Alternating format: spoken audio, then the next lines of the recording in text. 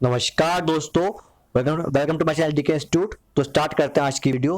मैं बता रहा हूँ आपको यूपीएससी ईपीएफ एग्जाम जो होने वाला है 9th मई को, उसमें अकाउंट्स पूछते हैं। अकाउंट जनरल अकाउंटिंग प्रिंसिपल एक टॉपिक है। उस टॉपिक के बारे में आज हम चर्चा करेंगे। आखिर इस टॉपिक के लिए हम कहाँ से पढ़ें, क्या सिलेबस पढ़ें, कहाँ क्या सोर्स हो हमारा, किस तरीके से तैयारी करनी है हमें। अब 3 महीने बचे हैं तो किस तरीके से हम तैयार हो जाएं जिससे कि जो है एग्ज़ाम में हमारे अच्छे मार्क्स आ जाएं। लगभग 15 क्वेश्चन इस टॉपिक से पूछे जाते हैं, तो वो गलत ना हो और मैक्सिमम हम सही करके आए तो जो है। और मतलब कम टाइम में ज़्यादा पढ़ के अच्छे मार्क्स स्कोर कैसे करें वो हम जानेंगे आज। ठीक है दोस्तों, तो स्टार्ट करते हैं वीडियो। तो ये सिलेबस है जो हमें पढ़ना है अकाउंटिंग के अंदर। ये सिलेबस तो बहुत कम दे रखा है, मतलब कि जो है एक कंसाइज फॉर्म में दे रखा है, लेकिन हमें पढ़ना क्या चीज़ें हैं वो हमें सही से नहीं समझा रखी इसके अंदर। तो देखते हैं आखिर हमें पढ़ना क्या है। तो क्या हमारी स्ट्रेटेजी हो वो देख लेते हैं, और फिर कहाँ से हम पढ़ेंगे वो भी हम देख लेते हैं। तो दोस्तों, जो सिलेबस में लिखा हुआ है that is general accounting principle. ठीक है ना, जनरल अकाउंटिंग प्रिंसिपल मतलब कि आपको अकाउंट्स जो है ना वो बहुत डीप में नहीं पढ़ने।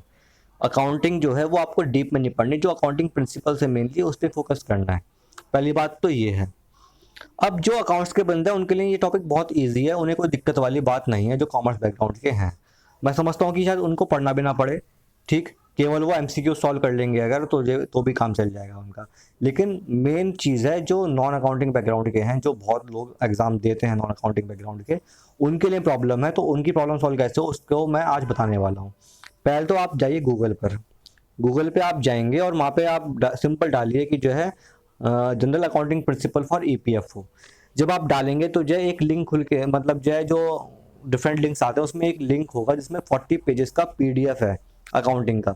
40 पेजेस का पीडीएफ है वो, आप उसको डाउनलोड करिए। अगर आपको ना मिले ये, मुझे कमेंट करिए, मैं इसको जो है लिंक शेयर कर दूंगा इसका जो है अपना कमेंट सेक्शन में ही, जिससे कि आप इजीली डाउनलोड कर सकते हैं।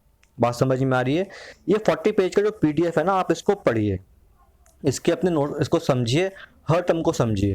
जो टर्म प्रॉब्लम कर रही है उसको यूट्यूब पर जाइए, वहाँ सर्च करिए कि क्या मतलब है उस चीज़ का। For example ledger, journal, book keeping, debit, credit, ये ऐसे वर्ड्स होंगे जो आपके लिए नए होंगे या आपको समझ में नहीं आते होंगे। ठीक है, डेबिट कब करना है, कब करना है क्रेडिट करना। ठीक है ना, अकाउंटिंग प्रिंसिपल्स क्या होते हैं। ठीक, गोइंग कंसर्न हो गया है, बहुत सारे प्रिंसिपल्स हैं जो हमें पढ़ने हैं इसके अंदर। तो जो भी आपको टर्म लगता है, ऐसा कीजिए कि भाई ये सर से ऊपर जा रहा है, तो उसको जाने मत दीजिए सर से ऊपर। यूट्यूब पर जाइए, वो केवल टॉपिक लिखिए और उस टॉपिक पर जो है जो अकाउंट्स मतलब जो वीडियोज आएंगी वो आप पढ़िए, देखिए कि आखिर उसका मतलब क्या है। अकाउंटिंग बहुत टफ सब्जेक्ट नहीं है। सोचिए कि जो है जब आप पढ़ रहे हो ना तो उसको रिलेट करिए कि आप अपने दिनचर्या वाले काम से। फॉर एग्जाम्पल आप भी तो अपना अकाउंट्स बनाते होंगे भाई। कोई भी व्यक्ति है वो बिना अकाउंट्स के नहीं चल सकता। फॉर एग्जांपल अगर आप सैलरीड पर्सन हैं तो सैलरी आपकी आती होगी, मंथली आप कुछ खर्च करते होंगे, कुछ सेव करते होंगे, कहीं इन्वेस्ट भी करते होंगे। ये सब चीज़ें अकाउंटिंग का ही पार्ट होता है। ठीक है, जो जो सैलरीड पर्सन नहीं है, जो सिंपल है, तो वो देखते होंगे उनके फादर कैसे खर्च कर रहे हैं, कैसे सेव कर रहे हैं, सब चीज़ देखते होंगे ना। माना कीजिए कि इसमें दिक्कत आए तो जो आपके घर के आसपास कोई शॉपकीपर है, वो उसकी इमेज अपने माइंड में रखेगी। सपोज मेरी एक शॉप है, किराने की शॉप है, तो मुझे क्या करना पड़ेगा। तो मतलब जो भी प्रिंसिपल आप पढ़ें, जो भी चीज़ पढ़ें अकाउंटिंग के अंदर, तो जो है उसको एग्जाम्पल के थ्रू पढ़ना, तो आपको अच्छे समझ में आएगा। अगर आप एग्जाम्पल से नहीं पढ़ेंगे आप और नहीं करेंगे रिलेट, तो आपके माइंड में वो बहुत दिन तक नहीं रहने का। ये अब मेन बात है। ठीक है ना, कोई भी चीज़ पढ़ें अकाउंटिंग के अंदर तो उसको रिलेट करिए लाइव एग्जाम्पल से, क्योंकि अकाउंटिंग में लाइव एग्जाम्पल बहुत सारे मिल जाते हैं। बात समझ में आई? तो पहली चीज़ तो ये है कि आपको वो 40 पेज की पीडीएफ पढ़नी है। इसके अलावा अगर आपके पास टाइम है दोस्तों, तो एक और बुक है, आप जाइए वेबसाइट पर, पीडीएफ ड्राइव नाम की एक वेबसाइट है, उस पर आप जाएंगे और वहाँ पर सर्च करिए अकाउंट्स। तो वहाँ पर एक बुक मिलेगी, या जो बुक का नाम है वो डाल दीजिए, अकाउंटिंग फॉर नॉन अकाउंटेंट्स। ये एक बुक है, अकाउंटिंग फॉर नॉन अकाउंटेंट्स। तो ये बुक है, आप ये डाउनलोड कर लीजिए। 200 पेज की बुक है ये, बहुत मोटी बुक नहीं है, 200 पेज की बुक है। इसमें लाइव एग्जांपल्स के थ्रू समझा रखा है हर कॉन्सेप्ट को, आप वो पढ़ लीजिए। मैं क्यों कह रहा हूँ इतनी करने के लिए मेहनत, क्योंकि 15 क्वेश्चन आएंगे, 15 क्वेश्चन में से बहुत टफ क्वेश्चन नहीं होते हैं। अगर आप 12 क्वेश्चन सॉल्व कर सकते हैं, कर लेते हैं सही, तो समझ लो कि जो है बहुत ही बढ़िया बात है, और वो आप कर सकते हैं अगर आप ये जो मैंने बताया चीज़ें फॉलो करते हैं तो दोस्तों पहली चीज़ है कि जो है आपको जो 40 पेज की पीडीएफ है वो आपको पढ़नी है।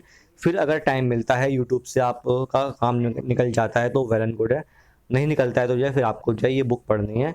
इसके अपने नोट्स बनाइए, जो ये नोट्स बनाएंगे आप इनको रिवाइज करिए मल्टीपल टाइम्स, जितने बार आप रिवाइज कर सकते हो उतनी बार रिवाइज करिए। और एमसीक्यूज भी लगाइए। अब एमसीक्यूज कहाँ से लगाएं?